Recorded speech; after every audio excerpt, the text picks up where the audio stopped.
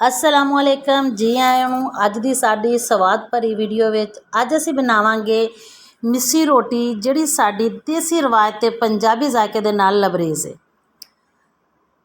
सब तो पहले आपां गल कर लैंदे आ अज दीयां चीज़ां दी जिहड़ियां मिस्सी रोटी बनाने लई सानूं काम आउणगियां, ज़रूरत है उन्हां दी। ओह ने जी एक चॉपर लै लिया मैं, इहदे विच प्याज कट के पा ले। प्याज ने जिहड़े ओह दो मैं प्याज कट के इहदे विच पाए, इन्हां नूं बारीक चॉप करना। तुसी चाहो तो इनू हथ ना बरीक बरीक चॉप कर लो, चाहो तो तुसी इनू इस तरह चॉपर मशीन च पा के ना चॉप कर लो। प्याज़ां नू बरीक चॉप करना मकसद आ। जब प्याज साढ़े बारीक चॉप हो गए ने, आ देखो बरीक बरीक बिल्कुल इहदा कचुंबर कढ़ लेना। आ देखो बारीक प्याज हो गए ने। हुण आपां इहदे विच पा देणियां हरियां मिर्चां ते लाल टमाटर। हाँ जी, हरियां मिर्चां ते लाल टमाटर असीं इहदे विच पा देणे ने। एक अद्धा टमाटर ते 5 ਤੋਂ 6 हरियां मिर्चां मैं इहदे विच पाईआं। इनू भी असी बारीक चॉप कर लेना, बारीक बारीक इनू बिल्कुल इहदा कचरा बना लेना है। इस तो बाद देखो जबरदस्त जी इस चॉपर दे नाल, चॉपर बहुत वधिया, बहुत जबरदस्त जी चॉप करदी है। इहदे विच आपां थोड़ा जिहा पावांगे लहसुन। अगर लहसुन की खुशबू तुहानूं नहीं पसंद तो तुसीं इहनूं स्किप कर लो। हरा धनिया इनू भी मैं कट के इहदे विच पा दिंदी हाँ। और फिर असीं इनू बारीक चॉप कर लैंदे आं अच्छे नाल, ताकि कोई भी चीज़ मोटी मोटी ना होवे, क्योंकि जो मोटा कचरा होएगा तो रोटी तुहाडी टुटेगी तो वह बिखर जाएगी। इसलिए तुसी कोशिश करो कि जिन्ना भी इनू बारीक कर सकते हो इनू बारीक कर लो जी। साडा देखो बिल्कुल जो है ना सारिया चीज़ां बारीक चॉप हो गई। धनिया, टमाटर, सब्ज़ मिर्चां, प्याज।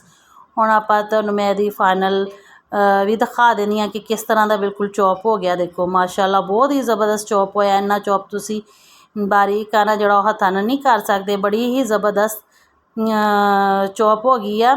और हुण आपां इहदे विच जो अपना अगला जिहड़ा स्टैप आ ओह करदे आं। आपां इहनूं एक खुले बर्तन दे विच पा लैंदे आं, जिहदे विच तुसी आटा गुन्नना होवे ओह खुली जी परात लै लो या कोई बर्तन लै लो, उहदे विच तुसी इहनूं पा लो।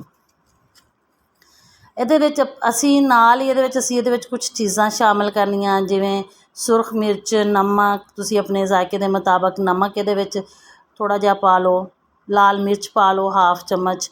और इहदे विच जीरा लाजमी पाओ। अगर तुहानूं जीरा नहीं पसंद तो तुसी अजवैन भी इहदे विच पा सकते हो। और हल्का जिहा ऑयल इहदे विच असीं पाना 2 ਤੋਂ 4 खाने के चम्मच। अगर ऑयल की जगह मक्खन हो जाए तो क्या ही बात है जी। एक जीरा इहदे विच 1 चम्मच मैं पाया। हुण पाना असीं आटा। आटा पाने तो पहले तुसी इहनूं छान लेना। आटा जिहड़ा मैं 4 प्यालियां इहदे विच पाईआं सारियां। तुसी आटा चंगी तरह छान के इस्तेमाल करिया करो। और इस तरह इनू पहले असी हल्के एवें पानी तो बगैर मिक्स करांगे। और फिर आपां इनू हल्के जे नीम टैंपरेचर या रूम टैंपरेचर ते जिहड़ा पानी है तुसी उहदे नाल इनू गुन्नना। याद रखो कि आटा ना ज़्यादा सख्त होवे ते ना नरम, बस इंज दा सोहना इहदी टच होवे जिवें दादी अम्मा दे हत्थ दी मुहब्बत। और बहुत ज़्यादा इनू तुसी सख्त नहीं करना, क्योंकि सख्त करने नाल रोटी भी सख्त हो जाएगी। और जिस तरह ही मैं आटा अपना रखी है, फिर इनू तुसी स्टे देना तकरीबन 1 ਤੋਂ ਅੱਧਾ घंटा इनू रख देना। और आधा घंटा रखने तो बाद तुसी इनू पकाना। बहुत ही ज़बरदस्त रोटियां इहदियां बनदियां ने, बहुत ज़बरदस्त मिस्सी रोटी बनदी है। मिस्सी रोटी तो बच्चों नूं इंज पसंद है। बच्चे अगर तुहाडे बच्चों नूं मिट्ठी रोटी मिस्सी रोटी आ जाती है पसंद, तो वह कहते हैं मम्मा 1 मोर बर्गर, तो समझो तुसी कामयाब हो। तो हुण असीं बना लैंदे आं रोटी अपनी मर्ज़ी के मुताबिक। पेड़ा छोटा वड्डा लैके ते रोटी बेलो ते तवे ते पाओ। और ये जी ज़बरदस्त जी रोटी पा ली। और एक गल याद रखियो, मिस्सी रोटी नूं हल्की आंच ते पकाना, ताकि अंदर तक पक जाए तो बाहरों क्रंची हो जाए।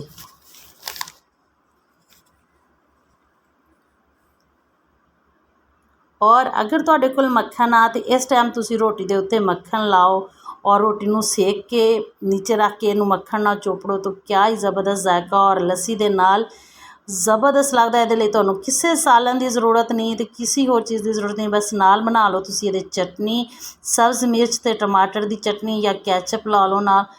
बहुत ही ज़बरदस्त रोटी लगती है, किसी तुहानूं सालन की ज़रूरत नहीं हैगी। माशाअल्लाह बहुत ही जायकेदार रोटी बन के साडी तैयार हो गया। जे तुहाडे मूँह विच भी पानी आ गया तो तुहानूं वीडियो चंगी लगी है तो फिर लाइक तो शेयर ज़रूर कर दिओ। हाँ, जे चैनल नूं सबसक्राइब कर लोगे तो फिर तुहानूं इस तरह दीयां होर भी बहुत सारिया वीडियो ने जिहड़ियां मिल जाणगियां। इहदे नाल अपना रखो ख्याल। मैनूं दवो इजाज़त।